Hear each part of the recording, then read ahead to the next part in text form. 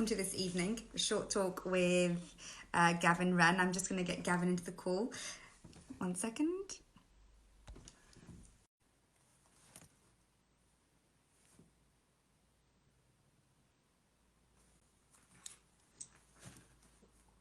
Hi. Hello. Hey, how you doing?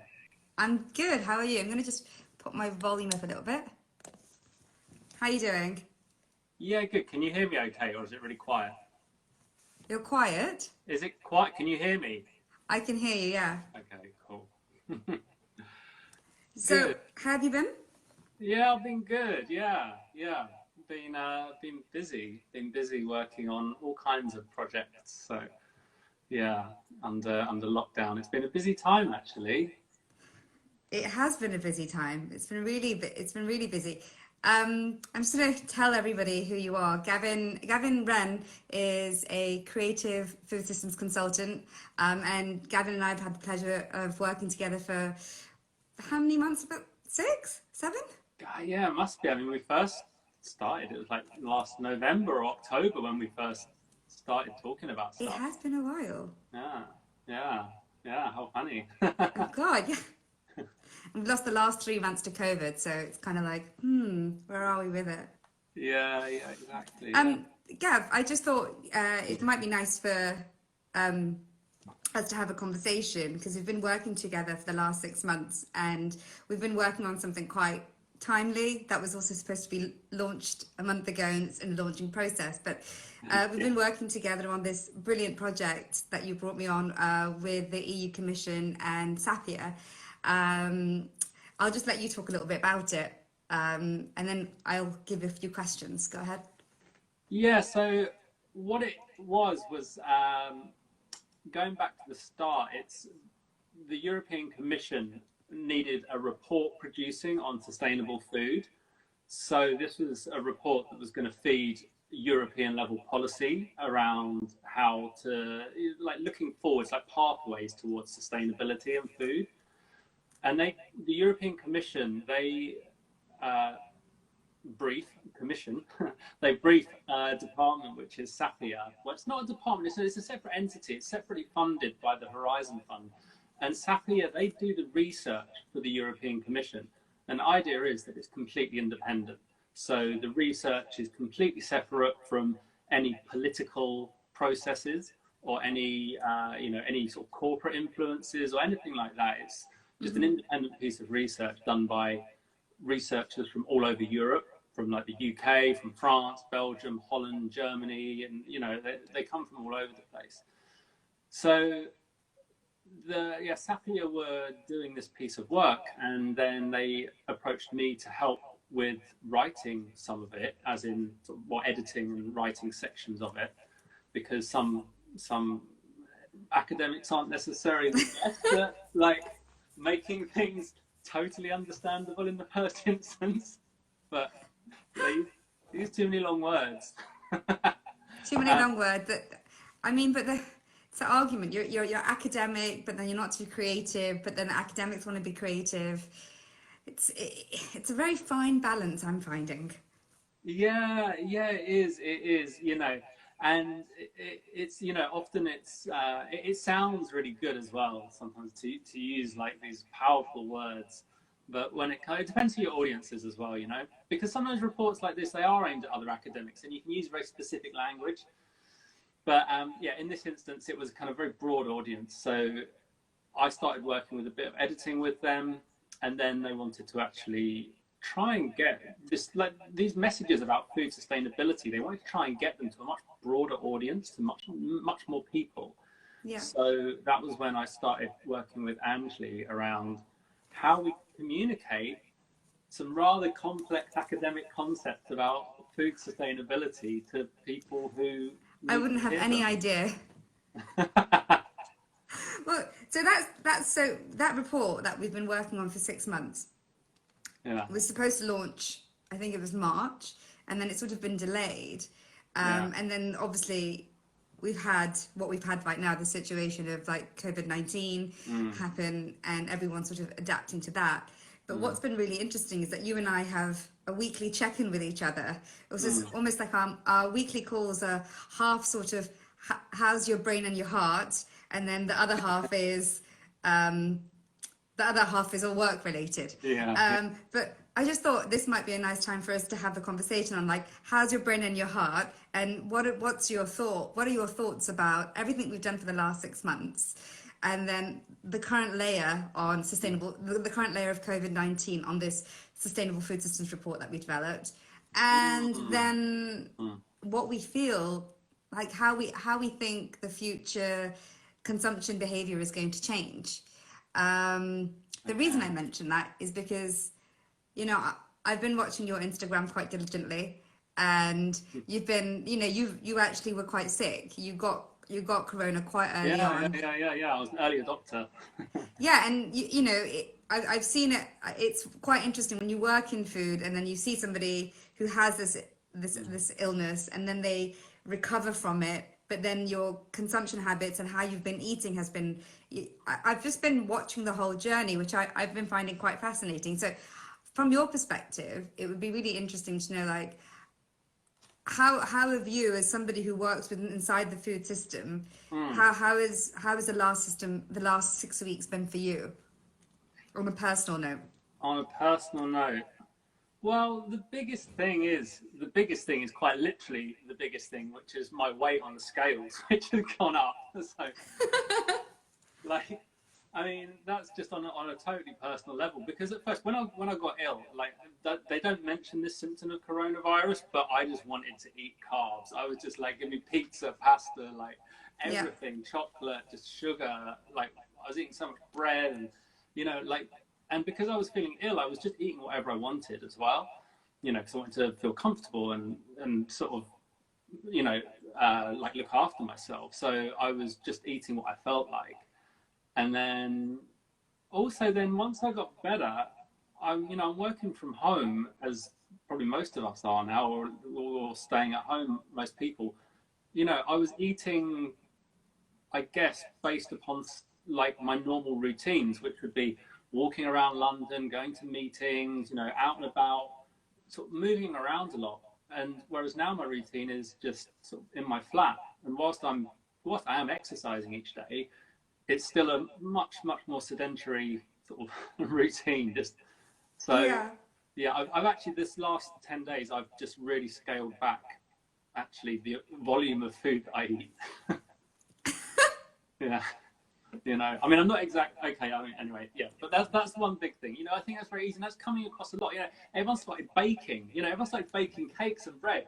Everyone's eating, like, loads more lovely food as well, like lovely homemade food, but, like, eating a lot more and moving a lot less. So I think that's a... Well, it's interesting because it's like, I think I was reading, there's this amazing book that I got last week. It's Carolyn Steele. It's called Cytopia. Cytopia? Yeah, Cytopia. I can't pronounce it so well. But it's a fantastic book, and one of the areas in the book was, I can't find the statistics, but it was basically saying in Europe the proportion of food that we have for one person in Europe compared to the proportion that they have in the US. And right now, with the layer of COVID-19 on top, we're looking at statistics, you know, where they're saying that with people with the US rates of obesity, and then people staying in longer, they're going to see a huge spike. That's already very high in the US already, but even steeper spike in the next 3 months because of just sedentary lifestyle at the moment, which is quite scary, actually. It's I think we're going to feel it in the UK for the first time in a while. We don't really have that problem in a European diet so much. But I've been eating, if it makes you feel any better, I've just been eating bread every day. Yeah. But different types. There's an Indian bread called buri, which is like a dough, but you make it with more oil than water, and then you roll it out, and then you make these little, like, they look like small pancakes, but then you fry them in oil, and then you eat them with a dry potato curry. It's absolutely delicious. Yeah. It's just carb after carb after carb. Yeah. So yeah. It's fine. Yeah. But it's interesting that you mentioned you talk about bread, because I haven't baked a loaf of bread yet, because I feel like I'm a really shit baker. I'll be Well, honest. you know what? I've been so close to baking cakes on so many occasions. I've had recipes ready, but I live on my own. If I bake a whole cake, I'm going to eat the whole thing in, I don't know, half an hour, maybe a day. But anyway, the point is, it would be. I like my self-control around that kind of stuff isn't great, so I've always stopped before actually getting to the point of baking. So, yeah. Okay, well, we can stick to your recipe of maybe later on you can give us your recipe for cake in a jar, which Oh is what yeah, you've been making, cake in a cup. yeah, the little ones. Yeah, little cake. The little Yeah, cakes in a little cup. cake My cup. 18-year-old niece is Yes. on that all the time. Single portion. Yeah, no, hers isn't really a single portion. She has one of those huge mugs, and Oh, then she's okay. like, "I'll just have the whole thing with custard."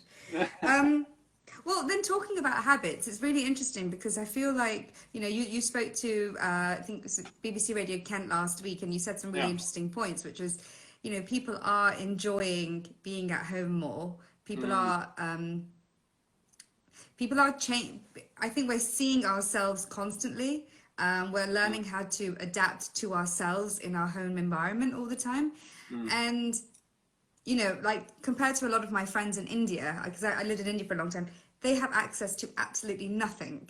So they don't have Amazon, they don't have any delivery services, they only have bare essentials. Although I know in the UK, a lot of shops have closed down, and but you can still order online. Amazon is still working. Yeah. But people's consumption behavior has changed slightly. But I'm just wondering, I've been thinking today, I was watching this documentary that I sent you earlier. I'm trying to find the name of it. What was it called? The Century of the Self, which talks about Freud and Freud's nephew, and how he basically developed the way we look at cigarettes, developed the way that women should smoke cigarettes, developed our consumption behaviors in the US. And those consumption behaviors in the US in the early 1900s have traveled across the world. And it just got me thinking of how our current consumption patterns, or prior to COVID-19, are going to change completely, because their livelihoods are being questioned. They don't have the money. So even if services are available online, people don't have the money. What is the future of consumption going to look like? Because it's a delicate and a drastic behavior change at the same time. I just wonder, because we've also been talking about behavior change and diversity in the last 24 hours. So I just wonder what your thoughts are on that. Yeah, well, yeah, because consumption, I mean, that's an interesting one on various levels, because, I mean, if you look at it, there are kind of different levels of how our consumption will be affected. So, for instance, the food supply, like apparently there are still going to be disruptions in the food supply, which will affect what we can and can't have. There might be, there's been problems obviously with seasonal labor for picking certain fruits and vegetables. There's also going to be oversupplies and undersupplies of some products that that are either too many are getting in and getting into the country, or too much is being produced and it's not actually getting to the shops. And there's all kinds of weird things that are happening on a higher, like, national level. And then, I mean, within communities, I mean, there's a weird thing, like when you look at like more local level, within communities in your local town, I was thinking about this earlier. So say if this is going to carry on for a while, we're going to be under some kind of restrictions around coronavirus for quite a long time. Now, obviously, they're going to change in time. But I guess one of the most fundamental things is that we're going to have to social distance until there's a vaccine. So even if we're allowed to go out, we're still going to have to be supposedly keeping our distance. Like having lots of people in a small space is probably one of the last things that we're going to be allowed to do. And that's exactly what a busy supermarket is lots of people in a small space. So, this could have a big change on how, more people are going to rely on delivery services, on veg boxes, on all these kinds of things. There's going to be like big changes, and that can affect what foods we actually eat. I mean, I signed up to a veg box, in fact, before coronavirus. So I've, like, for a few months I've had it, but I'm loving that now, and that's changed my consumption patterns because I've got this constant supply of changeable fruit and veg, so I Yeah. just use what I get. So that's changed, and I'll probably hang on to that because that's made my life a lot easier as well. It's really convenient. Yeah, Do and you, then do on you think? Do you think? Sorry, which veg box do you get? Odd Box. Odd box. I Yeah. guess it's quite interesting though. It's because there was one point when you thought a service like Odd Box, which takes surplus and dodgy vegetables, as it were, you thought those services, say 2 months ago, wouldn't probably available those services because the supermarkets weren't getting their produce in. So there was a small window when people were panic buying, and we're like, oh my God, people are so scared, and it's like overconsumption because their minds are in this, this state of fear, and this huge adrenaline rush is going through their body. And so they're like, no, need to buy, need to buy, need to buy. But now, you've seen services like Oddbox and other veg delivery boxes completely sell out, and they're in such high demand with waiting lists now, which is brilliant. The flip side that I'm finding is that supermarkets, even though there was a huge surge and they sold out, and there was there was supply issues, with government regulation, they were able to, for a short period of time, I don't think they were so stringent for so long, but they were able to control people's consumption inside the store with effective labeling and signposting across the store. So, they were given, there was policy in place for people to go, well, this is the only thing that you can buy. So with that policy in place, they knew what their bandwidth was, their maximum bandwidth. And I think that's great for supermarkets.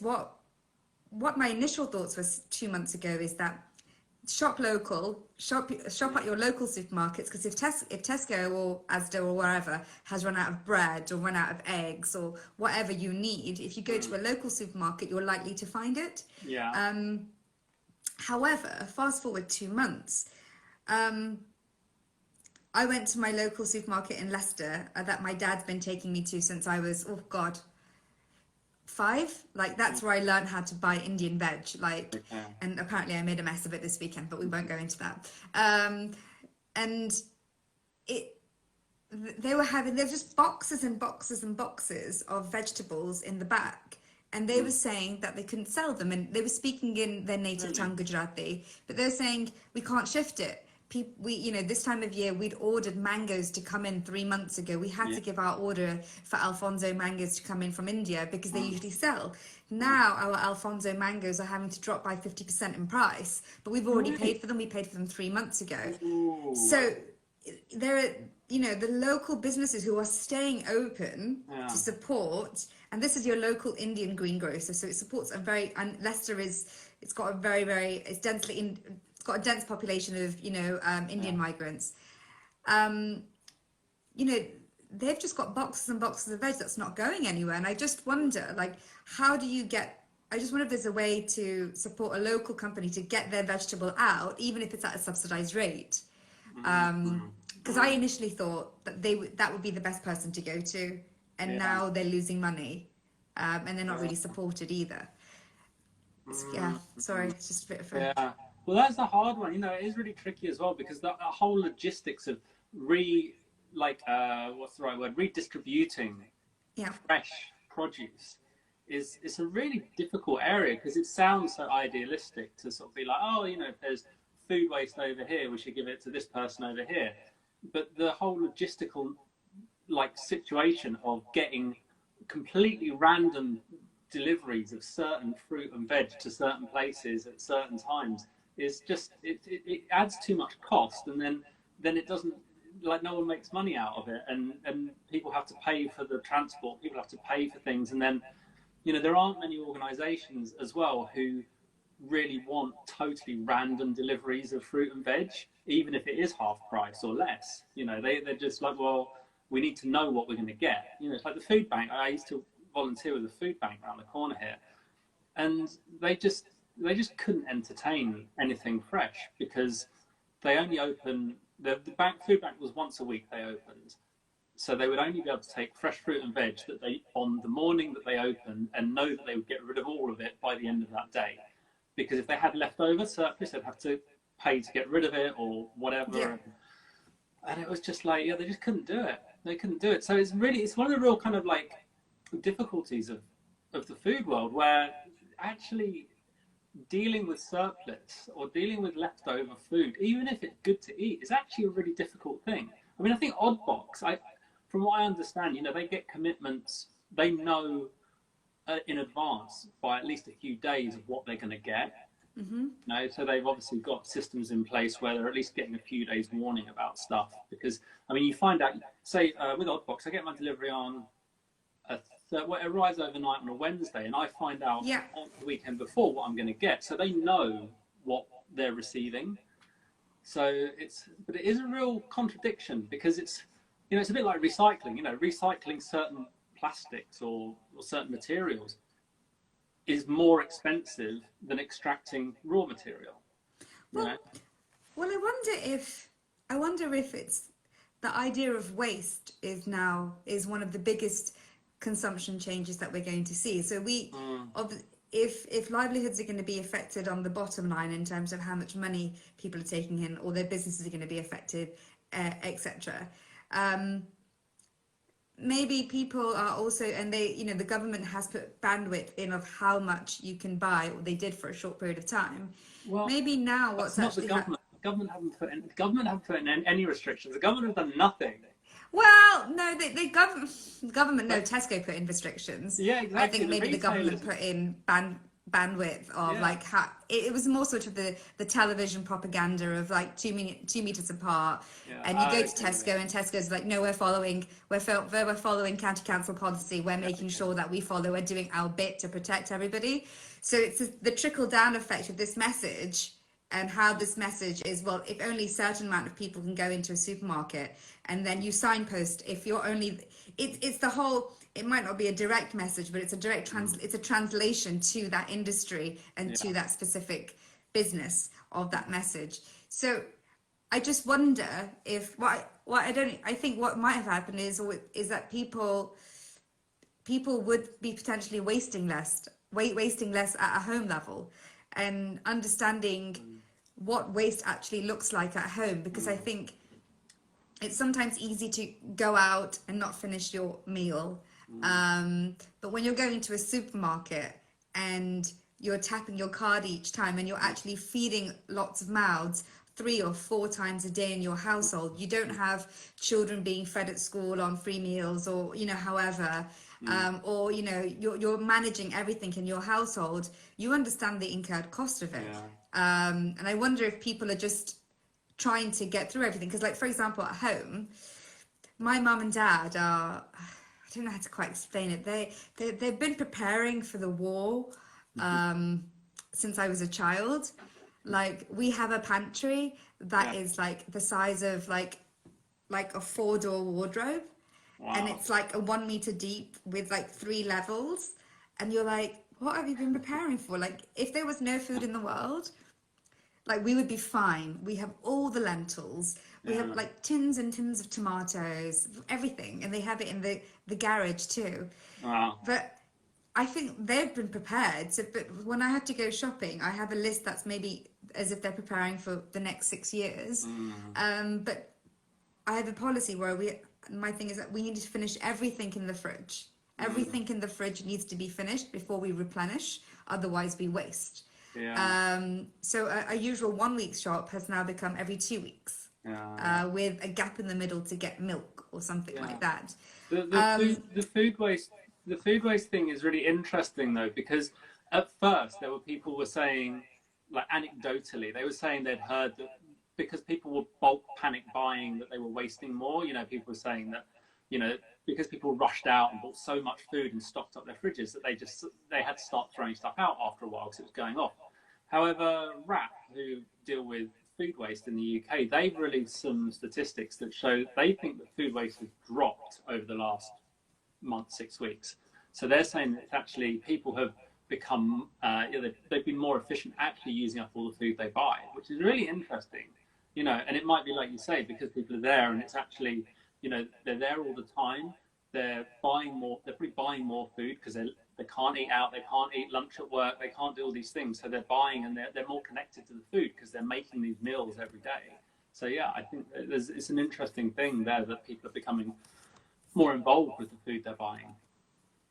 Yeah, I think, well, there was that report from the Eat Foundation just in the last, I think, 2 or 3 days, where they basically looked at the global response by the food industry's global response to COVID-19, and they looked at one of the key areas which I think we've all been seeing is chefs playing a really key role in educating home chefs again. And it's kind of like, you know, you're a chef, you have a personality, you have a following, but as in terms of what you do and your message, it's really to ensure that people eat better, you know, in most cases, or people eat, you know, you educate people to eat. And I think right now, chefs have played a really important and continue to play a pivotal role in getting people at home to be curious about what they eat, be imaginative, and be excited as well, and sort of and making food very easy for people at home. But also, I feel like simultaneously you're seeing home chefs become so much more adventurous and doing things that are out of their comfort zone. I mean, I've not been able to bake a loaf of bread yet, but I've done other things. It's just because I don't really bake bread and I don't really eat it. But I've done a lot of pizza dough, sourdough pizza dough, and things like that, but just not a loaf of bread. But I think there's been an in terms of consumption, I would say I think waste has been a massive message because it affects everyone's pocket. So people are like, well, actually, I need to buy less because I don't know how long this is going to last for. And with all the insecurities that we have right now globally, and with the potential, you know, with a depression potentially coming, I hate to use that word, but it's truth, then maybe it's about sustenance and wasting less and changing our behavior, small steps at a time, but through using sort of curiosity and excitement as a way of doing it. So I've got a lot of friends who work in zero waste food, and their messaging at the moment has been, don't throw anything away. This is the perfect time to learn how to harvest all of your so-called waste. Make a stock, make a soup, make a sauce, make it into Marmite. You know, and I think that's been a really powerful message that chefs have delivered globally. I just wonder. There's an interesting thing, because this is what I talked about the other day with the BBC, but how there's a really well-known phenomenon that when people in general lose control of the situation socially, politically, you know, basically when people exist in a society where a lot of uncertainty, what people often do is they turn more internally and they look for ways they can exercise control. And one of the most common ways they do that is through exercising control over their own health. Because even if, like, you can't leave your house, if there's a war on or something like that, you can still focus on yourself, what you're eating and what you're doing. And so, you know, and this is the reason why I think that a lot of people started baking bread, is because they went to the shops on their one trip out they're allowed, you know, they went to the shop and then they got there and found they couldn't buy some of the things they wanted.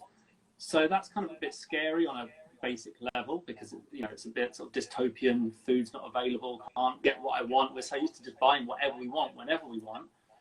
So then, you know, I think that's working bread, because it exercises some control on a basic level over the availability of food. It feels like you're doing something. And the big thing was that there's people who supply chickens for laying eggs are, you know, they've got massive wait lists because everyone wants to own chickens now so they can have their own eggs. And, you know, so it's like bread's out, so like flour's out of stock, yeast's out of stock, and, you know, you can't buy a chicken. But I wonder if, you know, there's this thing that extends just further to overall patterns of how we're making and how we're interacting with food. So, Sorry, say that again. if that, I wonder if that is impacts on how we're interacting with food in general. So, that's why food waste may have gone down, is because people want to control their health more closely, and again, they can pay more attention to the food they've got in the larder. They can pay more attention to what's in the fridge. They monitor it more closely. They might be more involved with it, and they're just getting more engaged because they can't control what's happening outside at the moment, or we just can't go outside at the moment. So I think that, yeah, No, I think, sorry, so you're saying? That's okay. No, I was finished. It's fine. Well, it's really interesting you mentioned that as well, because I think that awareness, to your accessibility of what you have and what your life allows you to have makes you more consciously aware of what others don't have and the current disparity that people are facing across the world. So in your immediate environment, you're aware of, I have access to X, Y, and Z ingredients. So I want to do the best I can, but I also want to be curious and I want to be engaged at the same time. And I want to look after my health, like that, fight or flight. I've got to look after myself. But in terms of all of our projected imagery, there's this huge disparity that we're seeing when we look outside of England, or just even within England. Homelessness, the divide of who this disease is attacking, the impact of this disease and who is not able to eat right now, and how many people are needing to be fed simultaneously. So, and it's quite interesting because I remember this type of messaging being used, and this way of positioning messaging being used when I remember it last is when I was a child. And there was, Ethiopia has been through multiple famines and is still classified as one of the most hungriest countries in the world, which we don't need to go into now. But there was a time in the early 90s when they had one of their greatest famines.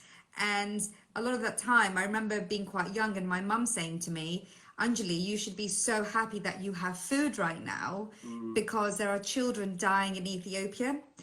And obviously that's a yes, and I should have been happy. But, as a 8-year-old, 9-year-old kid, though that message stays with you, there's a level of gratitude that stays with you. And I feel emotionally that it's that same emotional trigger that is being jigsawed together with what's happening in your environment, and also that need for gratitude, just because you can see what you have compared to places elsewhere in the world, or just within your own city and within your own environment. And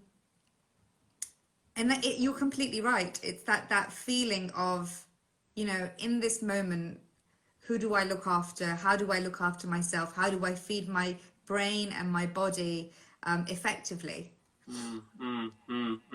And that's also one of the massive contradictions as well, because we're supposed to be looking after each other on a collective level, but what happens is when things get scary, everyone looks after themselves. That's human nature, it really is nothing to be ashamed of, but that's just exactly what happens when we're scared. We want to defend ourselves and maybe the people who are very, very close to us, and then to be thinking on a wider sort of, to be thinking of looking after the rest of the population at the same time. It's kind of hard to put those two things together sometimes when you're faced with like a massive crisis of this scale. And but also the famine thing is a really interesting point, because famines are, again, are often not about an absolute lack of food. They're often about political problems, financial issues, kind of all kinds of different forces that prevent food from being where it needs to be at the right time. And so it's not normally about production exactly. And we're facing, it's the same thing, the amount of food being produced in the world hasn't really changed at the moment. There's not been any massive changes. It's just not getting always to where it needs to be at the right time in the right place. So it's, it's very similar in many ways. Yeah, well, I think that comes to, well, that's the thing. It's that level of messaging, though, isn't it? It's like, we know that there are multiple factors to why food doesn't get where it needs to get to. And there's so many barriers to completion, but the messages that we're projected is one message. Yeah. And it's that emotional message. And I think that emotional thread right now is what anchors within people in this specific moment too, because it's not far away from you. It's outside your doorstep. It's inside your house. It's inside your family.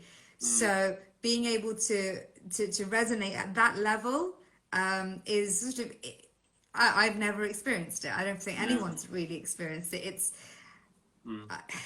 I did the weirdest thing today. It was not very weird.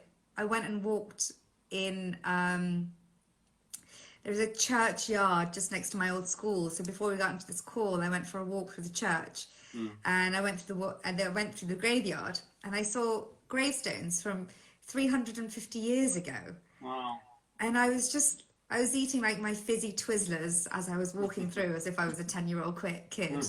And it was just like we're gonna get through this. Like we've seen, if that's something in front of me, that's so old. And you think about the last time when we had this situation, it was 1800s. Was it really? Was it 1800s or 1900s? The Spanish flu? I don't know if that affected us. I mean, I know I hear the Spanish flu. I think it was late 18 or early 19, but I think the point that I felt is that it's in moments when there is like this collective, like global feeling that people actually anchor in a specific place. Now, I don't know, that will change. I imagine that will change the way in which individuals consume in the future, because systems that we have right now are hugely impacted and they will change. Therefore, the way that we consume around them will change because they have to. Go on. No, I'm just thinking of. But it's just been, I think it's just been like fascinating, because I've not been working for the last week, and for the first time in sort of 9 weeks, I've sort of been sitting here and going, oh, what's happening? And yeah, it's been quite an interesting feeling. I want to just I'm going to wrap up. I just want to close on a couple of things. What have you been making this week, and what was the last thing you bought that's not food? The last thing I bought that's not food. Or gin, because I know you've taken a like to gin recently. Not food and not gin. I bought something. Oh well, it was actually a face mask, because I got ill at the start. I've not been wearing a face mask because, like, I just see that. Well, firstly, obviously, I'm not worried about getting it too much myself, and because you've had it. Because I've had it, yeah. And maybe I've got some immunity, but also because I live on my own and I'm being quite careful. I don't think that I'm going to be spreading it to anyone else necessarily. But I thought, as social responsibility, it would be better to start wearing a mask. So I ordered a mask off the internet at the start of the week. So that's a last non-food thing I bought. And what are you making this week? What am I making? Well, I've actually, I've not made much this week. I'm a batch cooker. Literally. Did you say you're a bachelor or a batch cooker? Bachelor. I'm both.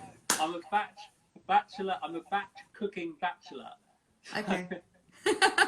So I've got a freezer full of like dal and kind of different dishes that I've made, and like I'm like my mum's influence on me. If I'm in the supermarket and I see stuff super reduced, I'm like, buy it, put it in the freezer. Yeah.